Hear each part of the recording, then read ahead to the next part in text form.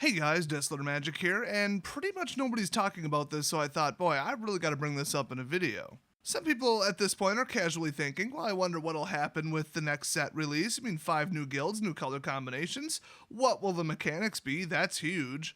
But if you just take a step back and look at all of the pretty good viable playable decks, and even stuff that was viable before the rotation but then got nuked by it, all things considered, the next set release is going to be crazy, and it almost doesn't even matter what's in it. I think it's pretty safe to say which dual color lands will be in there, and a dual color land that's actually good is very important.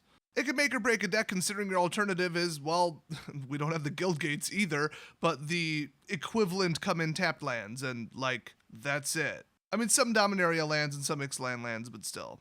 You need more than that, and Evolving Wilds ain't gonna cut it. We got a bunch of filter lands and other nonsense. So lands making certain 2-color combinations and even 3-color combinations more viable, more realistic, more doable. That's obvious, that's easy, but like I said, if you look at a wider angle of all the decks that are playable right now, definitely not tier 1, but playable, and they are like 1 or 2 cards away from being insane, well, it kind of speaks for itself where I'm going with this. So the most important thing to start out is what guilds are in it. So we've got Black-White Orzhov. They had Extort last time as their mechanic, and that was cool. It's like a life drain away thing, very vampire. But I don't think we'd be able to guess what the mechanics are now. They won't be the same. I mean, Flashback and Jumpstart, okay. But nobody's going to be able to guess it, so let's just take mechanics out and just go color. Maybe a little bit of guild personality, because next up I'll say Azorius, which is all control. Law spells, stopping people, exiling things, pinning things down. It's very white-blue. That's the one a lot of people are worried about because everybody hates control. Control completely ruins the game. Then we got good old Christmas Guild, Red, Green, Gruel. I don't remember anything about them, never have, never will. Something about big aggressive creatures, probably gonna have a combat trick, whatever, who cares. They could pair with dinos, but other than that, I mean, who knows. Then we got Simic, which is like the second-rate typical team-up. If you want to do big, scary, powerful, good in combat creatures mixed with some removal and control to back it up, you go black-white. If for some reason you don't feel like doing that, you go blue-green, which is what Simic is, because green, giant creatures, and blue, control. It's just white pretty much has some control too, and black's better control, arguably. Well, creature control. But it's still not a bad combo. And then finally we got the crazy people, Rakdos. Black, red. I mean, removal, scary creatures. Another classic, big creatures, but not as big and not as combat capable as white or green necessarily. But they add direct damage burn tricks, typically, to add to their capabilities. And you mix it with black, which likes to blow things up. So it's like, hi, I'm red, and also get out of my way.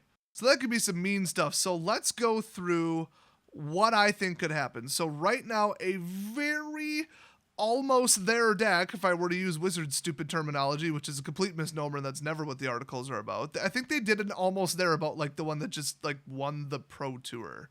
It's there, okay? It's not almost there, it's there. But anyway, Resurrectors, aggressive Resurrectors. You got one version of it that's the kidnap and sack loop with the death triggers. Lot of piratey stuff, a lot of active treason. The Minotaur guy, Angrath. What is that? Captivating crew that kidnaps something every single turn. I mean, you could do that and then mix it with just sack outlets. Kind of a cool deck, but then there's the, okay, I'm going to play around control for all eternity deck, which is the Phoenix that can't be killed, reassembling skeleton that can't be killed. Usually if you can get some surveil in there, but not always, the lifelink 3/1 guy that can come back from the grave over and over and over.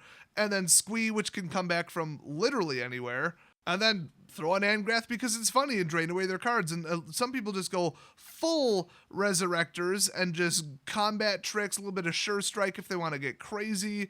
Doesn't matter if the creature lives or dies, it just wants to take out as much as it can. Kind of sounds like Rakdos, doesn't it? And no matter how many times you blow something up, it's going to be right there, right back next turn. And then you've got black Resurrectors like, Izareth for sure, where every time she swings, just pay X and bring something back. Well, then you got the Eldest Reborn and literally just Rise from the Grave, the card. Why not? So recursion with a little bit of spell recursion. I mean, that is some tasty stuff. You put burn on top of it or you put discard on top of it. At the end of the day, basically the same effect. It just covers for and speeds up what you're already doing with your creatures, which can't die. So since Rakdos is usually exactly that, it could take that deck and put it straight over the top. Usually I'd say, well, what could that deck need? What is it missing? nothing. I mean, maybe like a mana ramp, and those colors would be a little weird. Maybe a recurring draw. There's really nothing like that in black right now that I can think of. Maybe just another Resurrector. I don't know, something that looks at the top 5 and puts one of them in your hand. Maybe even like a red redraw effect. Oh my gosh, I hope not. Bomat Courier is awful enough, and so is that stupid Saga. But I think that one, if it gets the right card at the right part of the curve, ooh, watch out. So next up, the real dangerous one, Simic. I mean, not only did I just show off the best Explore deck I've ever seen, that's a preview of what I think Simic will do to Explore, we've also got, instead of just, okay, Explore Backbone, doesn't matter what the tribe is, Merfolk Tribal. Just anything, pick one. There's the tap, tap, tap, tap, tap one. There's also like a bounce mix. These aren't distinct decks. There's ones that like to bounce stuff and tap. There's ones that like to bounce stuff and just bounce big threats and then go counters. There's ones that go unblockable with control spells. Counterspell heavy 2 to cover it, so just they have the biggest creatures, then they can swing every turn. There are all kinds of different Merfolk decks, and all of them are green-blue. So Simic likes to do bioengineering and enhance creatures. Usually that involves like counters, but they could enhance them in other ways. They might even do some kind of weird add together thing, or like sack a creature and whatever its power or toughness is, put that many counters on the creature next to it, which is a really bad way to play around control. But maybe like, oh, and then if it gains more than 3 counters, it gets hexproof, or, you know, upgrade, like a level up kind of thing. Like melding creatures together, augmenting them, making them bigger. I mean, I know we're all thinking of Unstable right now, but I doubt they're going to do that. You take something like that and mix it with just the tiniest bit of Merfolk, oh my gosh. But the problem with Merfolk Tribal is it really does have to be Merfolk Tribal. So unless Simic is going to have a Merfolk, which I think they're going to shy away from that. They already know that decks, well, all of the decks are too powerful that have Merfolk in them. So I don't know what the contribution will be, but maybe some kind of spell. And I know like sleep is just insane. I mean, what are you going to do that's better than sleep? Not much. I mean, that makes Ice Over look like crap, and people actually played that. So I don't know, it's just the possibility's there, but it's pretty distant in my opinion. That deck's pretty tight and pretty locked. If you're going to run Mistbinder, just about every other card in the entire deck has to be a Merfolk. So back to the Explore deck though, oh my gosh. I mean, you add anything to that, like any typical blue or typical green stuff, it could put it over the top. I'm already winning tons of games with my version of it. And plus, remember, Simic really liked cloning, which is why, honestly, Quasi-Duplicate was a shocking spell. I mean, I kept thinking, well, that's Simic. They like cloning things in VATS. Oh, wait, is it? Like, it isn't. It isn't them. What the hell? But I could see some kind of cloner, some kind of, you know, shapeshifter card being in Simic. It would be weird if we had Simic without a shapeshifter. So if you get that or something about changing subtypes, there's a little something there. You might get Elves going with Explorer, Merfolk going with either one of them. But really, those are the 2 decks that I think are the most prominent, the most powerful, that might benefit and go completely over the top tier 1 with Simic. It's a distant possibility, but it's maybe closer than you might think. Then we got one that I have to mention. Almost nobody's playing this, but every time I go up against it online, it is a tough battle because this deck traditionally cannot be beaten in combat. It just can't. It's too good. Now, if you stall it out, mill it out, have an 80% removal deck like my god-awful Cursed Wave deck, yeah, you can beat it. I'm not saying the deck's unbeatable. I'm just saying, if you're going to try to beat that deck with creatures, no, you're not. It's really that simple. Unless your creatures are all flying or all unblockable, not going to happen. Why? Because White-Black Knights has First Strike. I mean, people sometimes go super double down. They play like Quende or whatever the hell it is. They just play other First Strikers. Well, then you got the sheer removal power of white and black, and if you don't have it, your sideboard does. I mean, it's just crazy. Then you got Shalai on top of it. You get First Strike and then all of a sudden fly over it with an Air Force, watch out. Plus, I mean, Angel Tribal, that's a thing. So Black-White Knights are so good, but I just feel like maybe Explore's a little bigger, but Black-White Knights have a huge advantage in having First Strike. So naturally they would win in combat. It's just the damage output of the deck per turn and the expected drop below 20 is maybe a turn later, so people just aren't playing it. Now, some people are. I'm not saying nobody's playing it. I see the deck. It's just other decks like Green-Black Explorer are just a little bit faster, so people play them. It's not called Golgari midrange. It has 1 Golgari card in it. Shut up.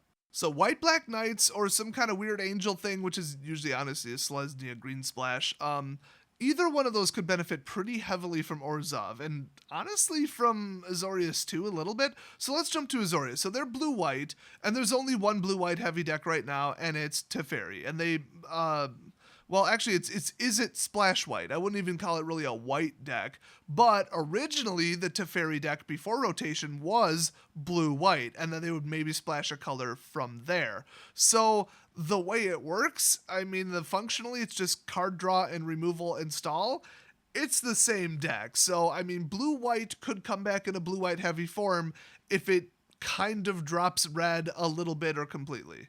And Azorius is all about draw and control. Draw and control. I can't imagine what fresh hell their mechanic is going to be. I'm sure it's going to ruin the entire game. Assuming the game stays in something that resembles a vaguely playable state, I think they will definitely benefit the Teferi deck. I mean, it's really just that simple. I can't even say specifically why, just better draw, better control. I mean, good luck beating Jumpstart. And it's like, does that deck need any help? It's already tier 1. I mean, it proved it at GP Milwaukee. It was like half of the top 32. But it might shift back to more Nexus heavy instead of, honestly, quicker strategies. But man, they better not make Azorius all mill. Like, mill is the mechanic. I would hate that. I have a feeling stopping spells by name and a lot of Ixalan's binding kind of stuff and meddling mage, I think that's going to be pretty heavy in that guild, but I'm still worried about it. But yeah, basically, to benefit Teferi anymore would be disastrous. They just need to ban that card. That deck needs to go, and it's going to become apparent real quick why it needs to go after the next set release. So next up, let's go to Gruel. You know, dinosaurs, they could help out. I mean, Enrage is good. People play it. It's not that good. But, I mean, what would you rather have? A line of knights with First Strike and Benalia behind them? Well, both Benalias, the Saga and Benalish Marshal. Would you rather have that and a wall of First Strikers, or Enrage where you take the hit, hopefully don't die but probably do, and then something cool happens? That's why nobody's playing dinosaurs, because knights is better. But Enrage is still really good. It's just like a row of traps in front of combat every single combat.